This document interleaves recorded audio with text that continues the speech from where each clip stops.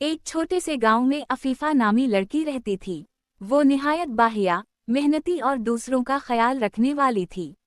इसकी जिंदगी सादगी से भरी हुई थी, लेकिन उसके दिल में हमेशा कुछ बड़ा करने का ख्वाब पलता था। एक दिन वो करीबी शहर एक मुलाजमत के इंटरव्यू के लिए गई। वापसी पर वो थकी हारी बस स्टॉप पर बैठी थी कि बारिश शुरू हो गई। लोगों ने पनाह ली, मगर एक बूढ़ा बाबा बारिश में भीगता रहा।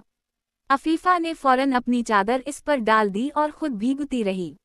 ये मंजर एक गाड़ी में बैठे बुजुर्ग ने देखा, जो दरअसल एक मशहूर इदारे के मालिक थे। उन्होंने अफीफा से बात की और उसके इखलाक और जज्बे से मुतासिर होकर उसे अपनी कंपनी में मुलाजमत की पेशकश कर दी। उसी लम्हे अफीफा की जिंदगी का खूबसूरत मोड़ आया। जिस सफ़र पर वो एक छोटे ख्वाब के साथ निकली थी, वही उसे बड़े मकाम तक ले गया, सिर्फ अपने हुस्ने सुलूक, खुलूस और दूसरों का ख्याल रखने की बदौलत। सबक: जिंदगी में नेकी का रास्ता कभी रायगा नहीं जाता। हर छोटा अमल किसी बड़े इनाम का दरवाज़ा खोल सकता है।